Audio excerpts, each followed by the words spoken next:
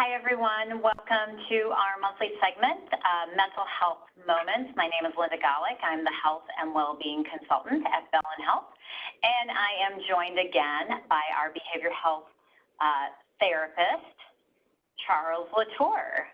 Charles, how are you today?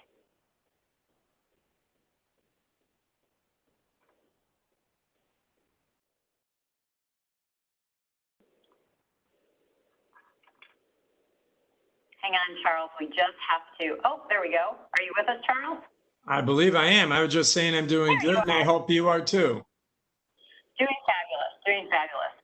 Great. So Charles, I love what we've been doing with this series. We really started out last time talking about kind of just scratching the surface of recognizing stress. And today I'm really looking forward to us growing that a little bit and really talking more about the management of stress. So today we're going to talk a little bit about a video. It's a TED Talk, and it was done back in like 2012, but I think it really remains very relevant today. It was by a health psychologist called Kelly McGonigal. I'm sorry, I'm saying that wrong. Kelly McGonigal, that's what it is. And Charles, can you share a little bit more about why we thought that would be a good video to kind of preface today?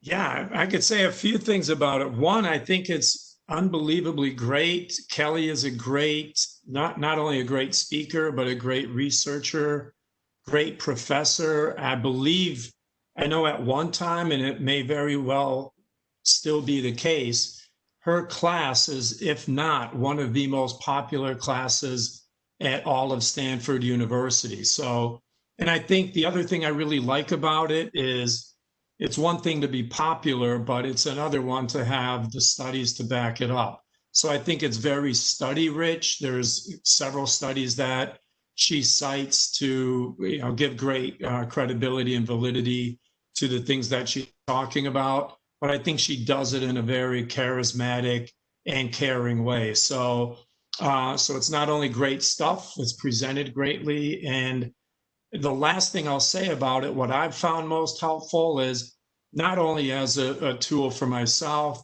but over the years, clinically, as well as organizationally, seeing people benefit from the content of the presentation. So I thought it'd be great to kind of even have a chance to analytically look at what it's about and why it's so beneficial. Absolutely. I greatly enjoyed the video. I actually watched it a couple of times because what Kelly really talks about is this idea of making stress our friend. So the idea is if we start to view stress in a different way, it doesn't have the physical and psychological detriments to us if we view stress as a bad thing. And she cites several research studies, which were very interesting, one of which was actually done at UW-Madison, where they followed 30,000 people for 8 years. And what they learned from that was that those that believed stress was harmful to their health actually had a 43% increased chance of dying, versus those that didn't see it as detrimental. What did you think of all of that, Charles? Well, what I love about it, first of all, it's interesting as can be. So she even says the one phrase, which is, if you extrapolate those findings that you just stated out, the belief of stress is more harmful to you than the stress itself. The people who had the greatest mortality rate didn't necessarily have the more stress. They had the greater belief that stress was harmful to you. So a couple things I get from that. One, anybody on the call who has been part of previous sessions, we've talked about the power of what is in your mind and the impact it has on your body.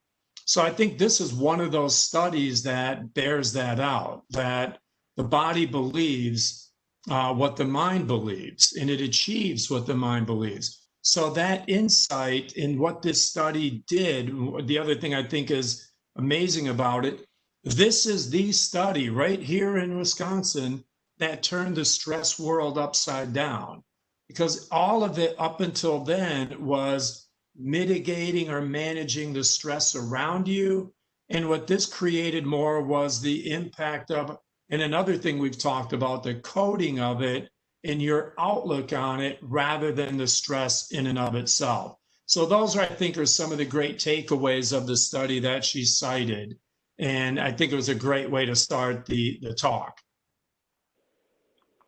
Absolutely. The other research that she spoke to was this Harvard study. So the study there actually had people perceive their stress as a helpful thing. So they perceived if your heart is pounding, that's preparing you for something.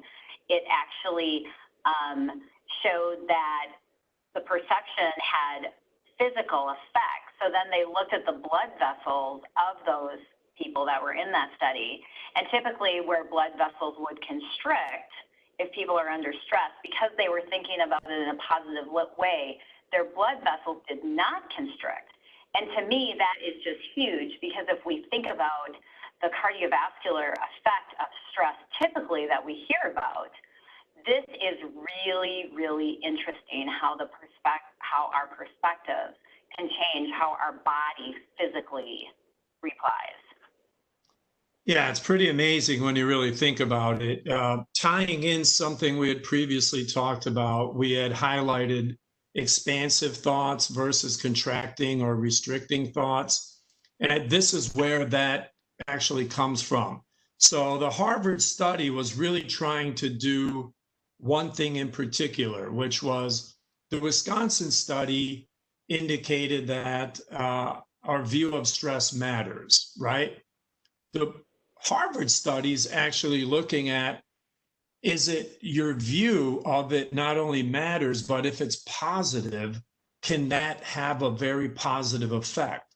And amazingly enough, the cardiovascular profile they found of people who had been given stress management insight, if nothing else, to see the stress as exciting rather than anxious, did better. I mean, not only on the whatever tasks they were doing, but the main thing was, and you briefly alluded to it, is the idea that from a cardiovascular profile, we're either constricting or expanding, or at least staying the same.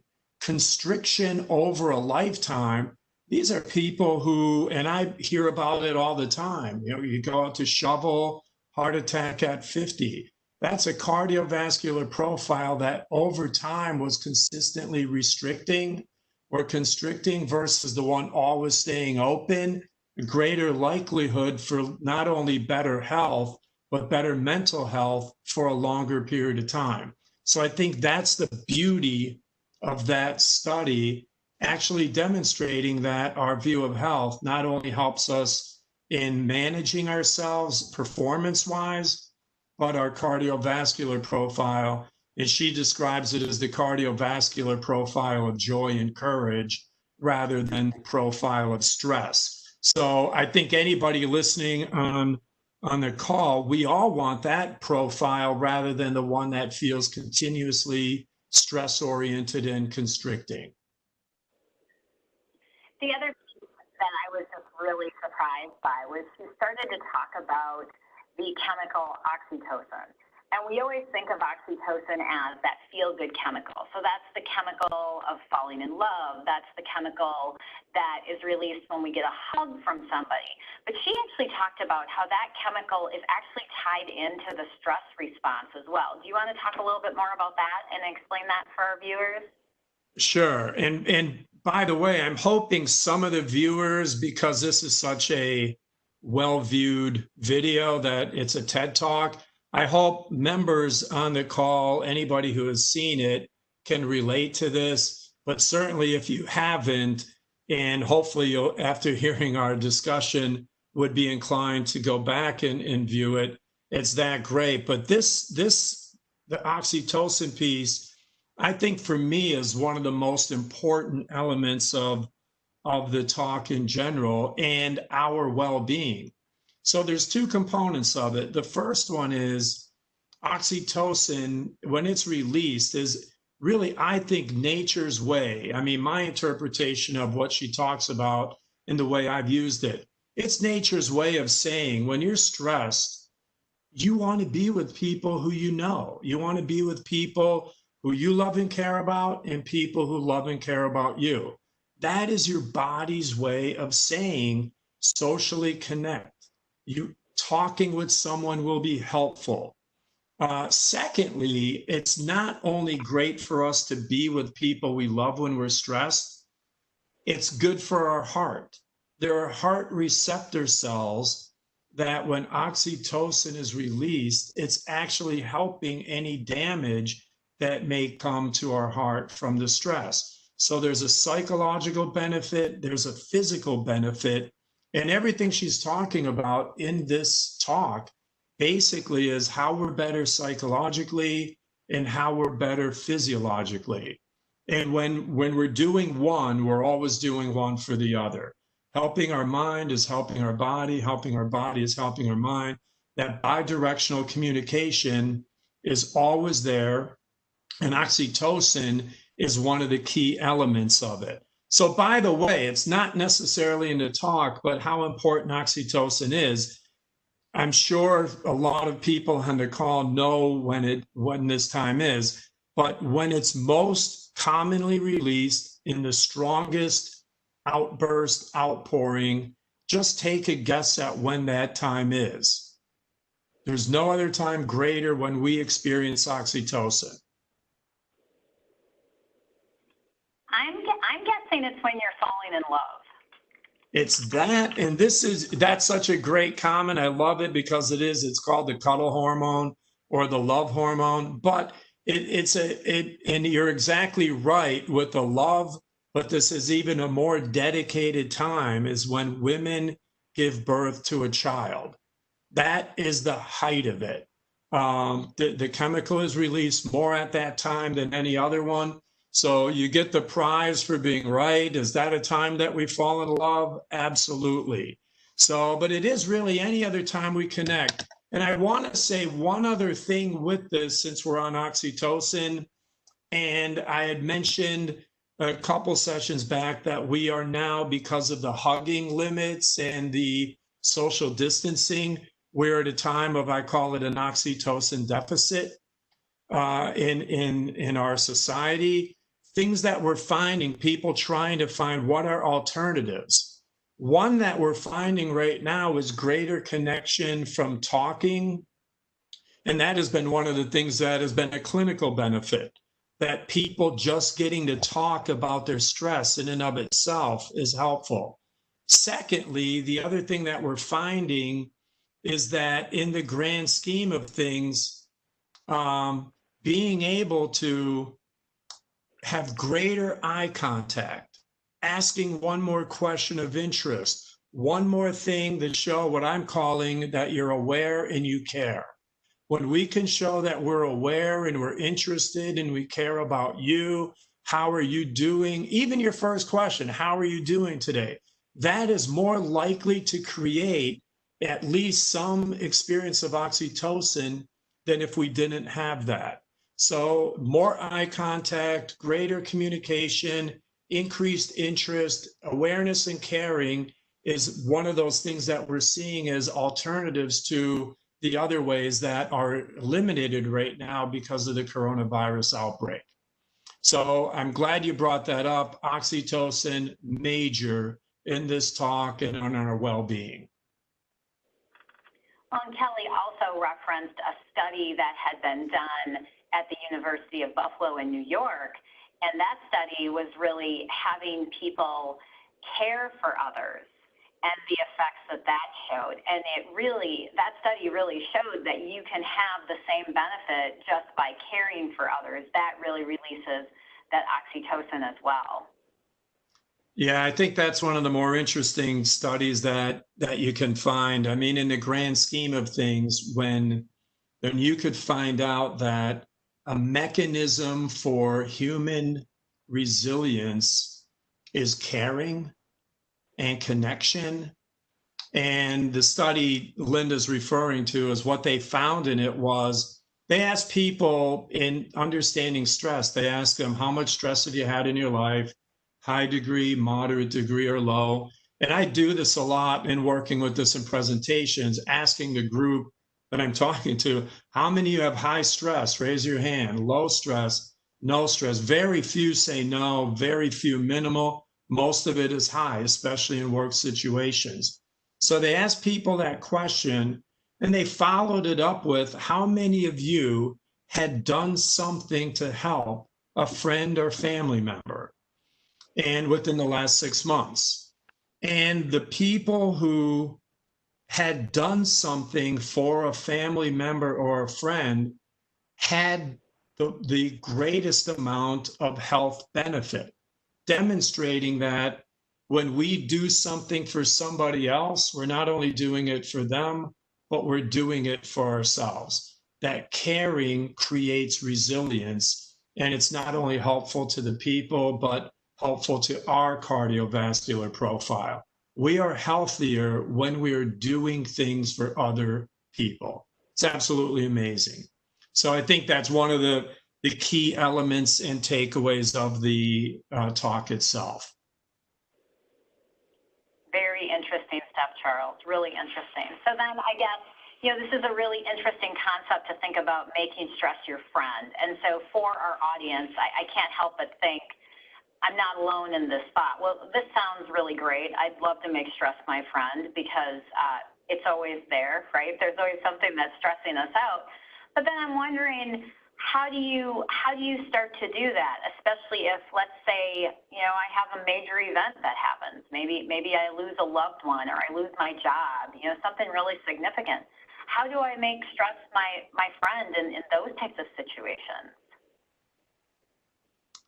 Wow, I think that's a great question. I think there's a couple ways that you can look at that, and it really is great. And one thing I would say is, we're talking about stress, right? And we're also talking about social situations that can create stress. So we want to give the social situation or the life situation we're in what I call it's appropriate or proportional experience. So let's say we're going through a loss. Part of the richness of life is being able to experience. We might not want to be happy over a loss, right? We want to be in touch with the loss, what it means, what it represents, what is lost to us and whoever else is around us. So it's not like we're making loss our friend, right? We're giving the social situation its appropriate or proportionate response. We want to be able to distinguish between that and stress, my view of something, how this is hitting me, how this is impacting me, and being able to look at it from that point of my physical experience. Can I see this as okay? My heart's beating faster. Is that uh-oh, or is that okay? That's telling me this is new, this is novel. I can be okay with that. I'm breathing faster. Can I worry about that? Or can I say, well, that's my body's natural way of getting more oxygen to my brain? And when we can view stress that way in and of itself, I think we handle it better. But it doesn't mean, one, that it's really easy and we just try it and they're like, oh yeah, now stress is my friend. It doesn't work that way. It's more like a perspective that we increasingly utilize, I think, to get to that point. And I describe it as a process and a practice. And I'll give you one example. And again, I think the way you're looking at it is so key. And then I'll go back to the situational piece. But let's say it's a new event. You have to give a talk today. And you're viewing it as stressful because you're starting to get a little heart rate increase and so forth. That feeling in your stomach, maybe even knots. Is that a way of saying, boy, this must be a really cool thing that is new and novel. I haven't done it before, or I am really worried and this is going to negatively impact me. If you can change the mindset about it, you're going to be in a better place, performance-wise and health-wise. And if you do that over time, you keep renewing and continuing and strengthening the benefits of that mindset. But it doesn't mean I make loss my friend, and I associate that with all of those other experiences. That can also be stressful, right? So loss can be stressful, loss can be impactful. So we're not saying everything becomes your friend. We're saying how you manage it, you can get better at. You can get better at stress. And ultimately, at the end of the day, what she's saying is you too can get better at stress. None of us want more of it. We're not saying, yeah, as my friend, bring me more, right? Stress is my friend, so keep piling it on. It's not at all that way. It's none of us are asking for more. We just want to get better at it. And the way we get better at it is our perspective of it, in the way of how we internalize and code those experiences. But the one other thing I want to come back to, and I want to hear your thoughts of it too, is that we don't have to do it alone. And I think that's one other thing that I'd really like to talk about a little bit more in your viewpoint of it too. I see way too many people who think they do have to do it alone. I don't want to burden Jill Smith or Joe Smith with it. Why would I tell them this? And oftentimes, by the time they arrive in my office, it's that it's gotten so strong that they almost feel they have no alternative but now to talk about it. But if they had been doing that all along, maybe it would not have got to that point. But I don't know, I'm curious what you think is this component of whether we deal with our stress alone or do we utilize other people to help with it? Oh, I couldn't agree with you more on that, Charles. When I think about myself and I think about some of the most stressful times that I've had in my life, I absolutely leaned on those people around me that loved me and cared about me. And actually, it was amazing to me, the people that I met because of those trials and tribulations as well. And I made new connections and new friends, and there was different support than what I would have expected. And I can't imagine going through some of those things without the people. I think absolutely that was so key for me, having those connections. So I think that that's really one of the big lessons here, is that you're not alone. Everybody's experiencing different levels of stress at times in their life, and there's always somebody else that's willing to listen and willing to be there for you. And sometimes we just have to reach out. As scary as that might be, I hope that people feel like they can do so, because that really does make a huge difference. Yeah, I'm glad you feel the same way too, and not only theoretically, but also even in as you're saying, you have personal experience with that. I think so often, and I'll let our viewers maybe guess, but I often get some gender difference in this one. Who connects better and feels that it's more okay to connect and talk about some things and get that oxytocin experience as a way to manage stress. And I think there's other times where not only don't people reach out, but they also even resist when people are wanting to connect and ask about it. Oh, I don't want to talk about it. I'm not interested. You know, it's sometimes not only a situation in which people don't reach out, but they even resist other people's attempts to connect with them. And I think the more we know, and this is why I think the beauty of the talk and becoming more aware of this science, I think as we're aware of this, hopefully anybody who had some resistance to either reaching out or accepting others reaching out can look at it as it is in no way, shape, or form at all a weakness thing to accept help and connection with others. It's actually strengthening not only our emotional capacity, but our heart and our physical well-being. So I think that to me is one of the profound parts of the research that is out there. Well, Well, and if I think about it, I think it's actually an immense opportunity. Whenever we're going through something, when we connect with other people, it's actually an amazing opportunity to bond and to go through something together. I think about just the different teams of employees that have had to really bond together to get through the pandemic. And there truly is some magic there in going through something traumatic or stressful with other people. So I would really encourage everybody to reach out to those around you and really don't be afraid to ask for help in that way. Yeah, I love that. And I even want to, you maybe even think of a couple things like that aren't even as significant, but still bonding because of either the newness. I've known people who go through a new work orientation together, people who start at the same time. They go through this, whether it's a day, a half day, a day or two. Seems like they have this bond over this new experience that they shared together. And this is why support groups, for whatever reason it is, or parents who go through things together with their children, even if it's sports or anything else, have these bonds. And I think it's that oxytocin, the connection, that what we create with each other, whether it's over stress or anything else, we in our own way connect over, is enriching.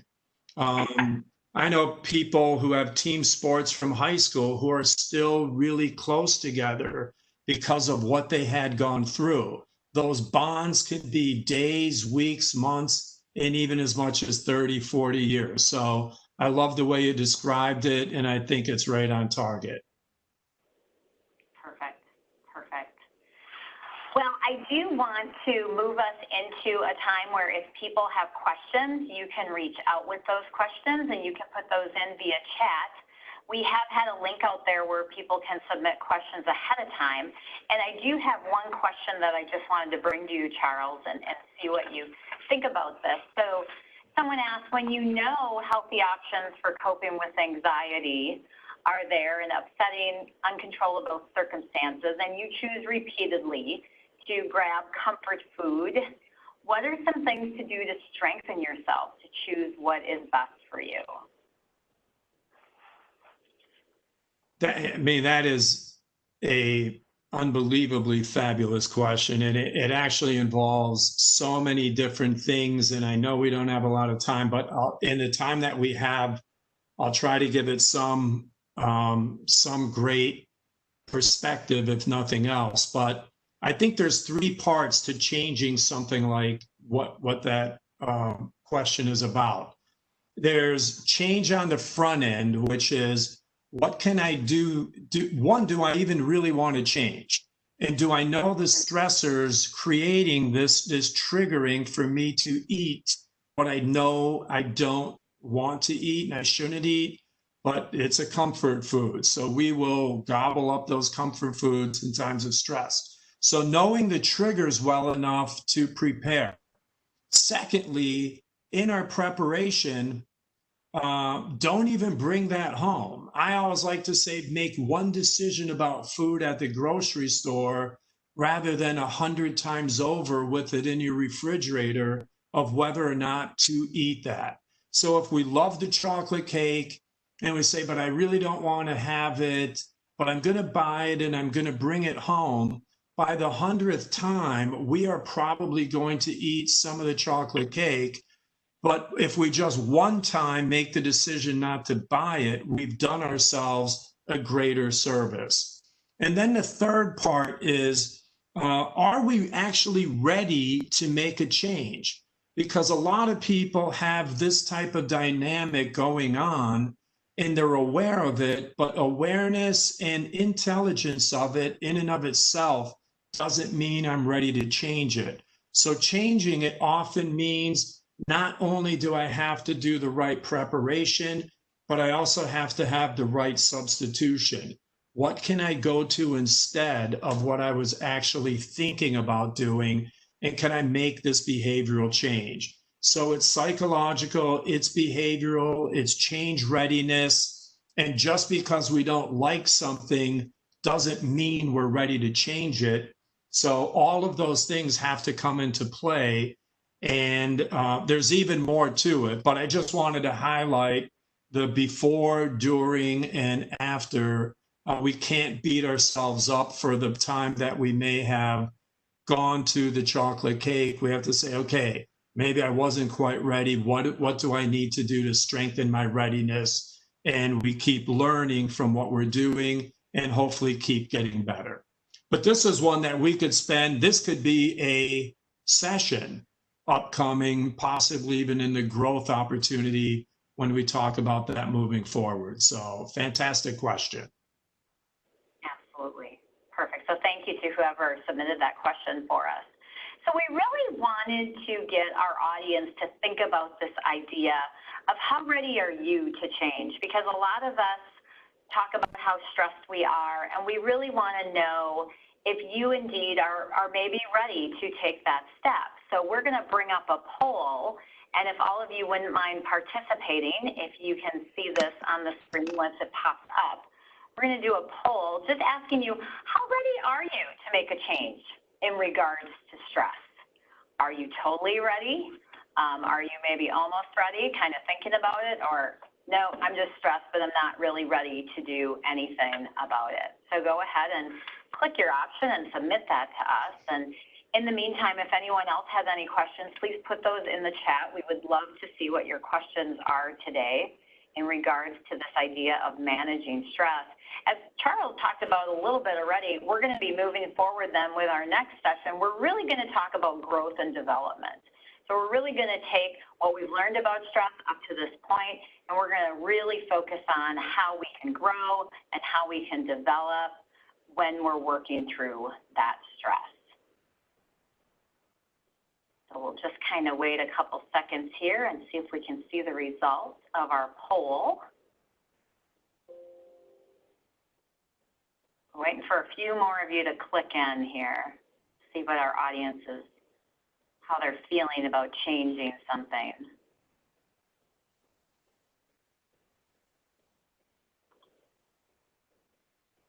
And it looks like we have a little bit of a split. We have a good chunk of people that say, I'm ready.